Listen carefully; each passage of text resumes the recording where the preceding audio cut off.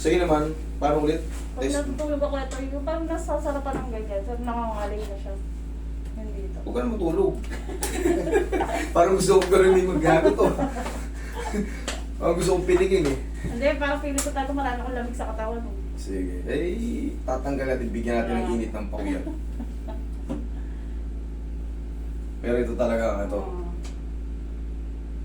Yan o. Pag dinarating sa dulo pala, meron palang sabit.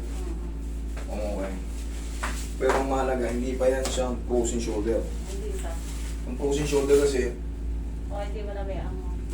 hanggang kalahati, ano na kagad, lumalaban na, ayaw nung tumaas.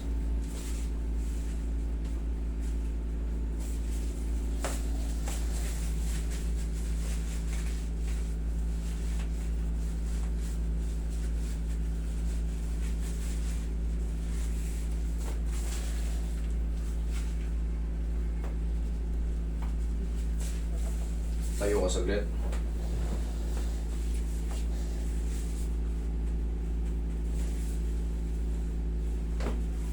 Okay po ka.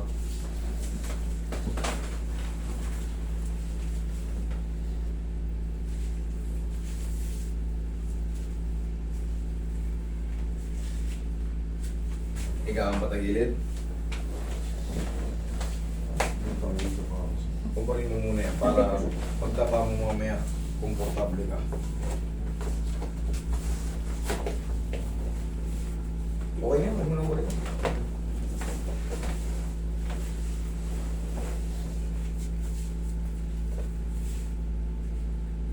Yan, relax lang.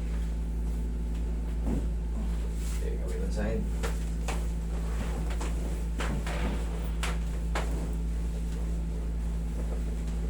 Pusog ako konti rito. Yeah, thank you. Paganoon.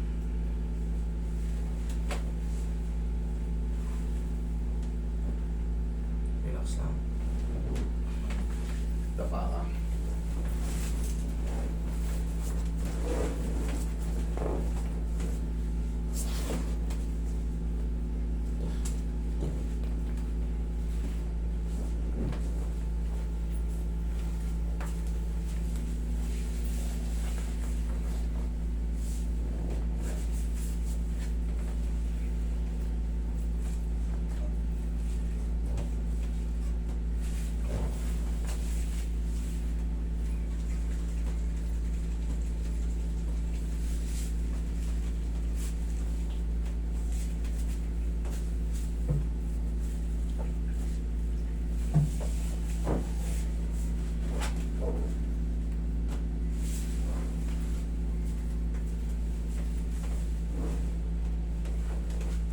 Wait lang. Yan.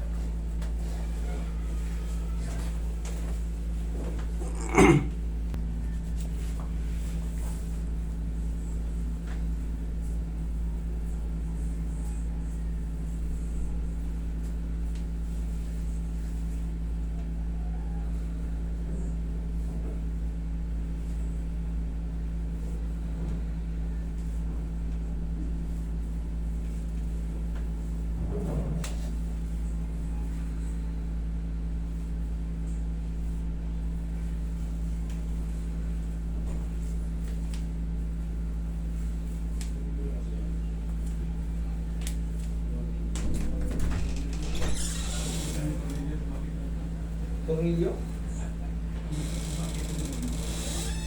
Oh. Kailan ba kayo galing sa akin? Anong ginawa niyo? Hindi, anong ginawa niyo ngayon? Bakit sumakit? Lang. Pag napatong-patong na kasi monog lang.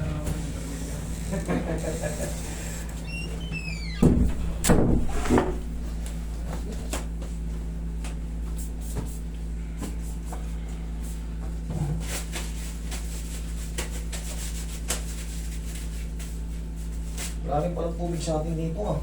Wala, may nag-abiso na. Malanting talaga wala.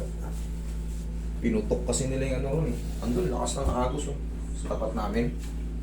Sobrang lakas. Punong-puno na yung bahay nila ano eh. Bagong palit yun eh. Yung underground dito kaya ano, yung magbibiyak mangga no. Alam mo yung bahay nila, punong-puno yung ilalim. Wala, dinabot Isang na nga yung swimming pool dun. Sobrang buhay. Oh? Just pag gano'n?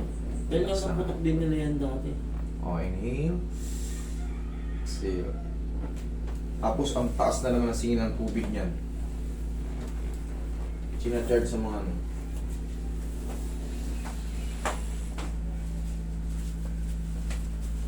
Oh, naman yan.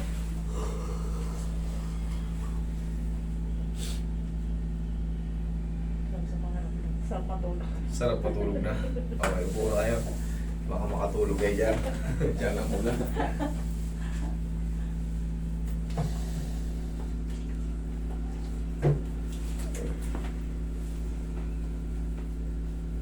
Sa iba naman pag nag... Ah, masakit.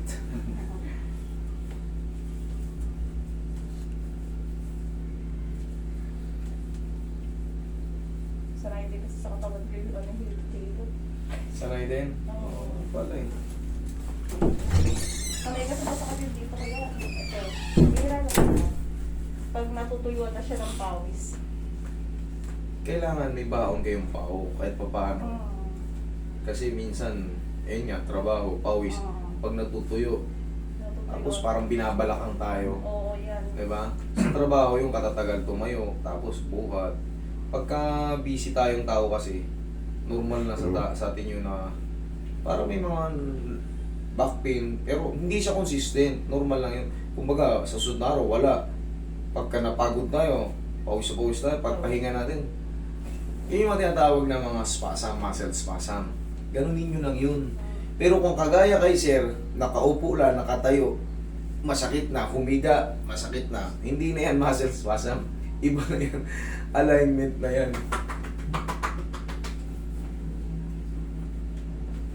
Naranasan mo din yan, yung ganyan.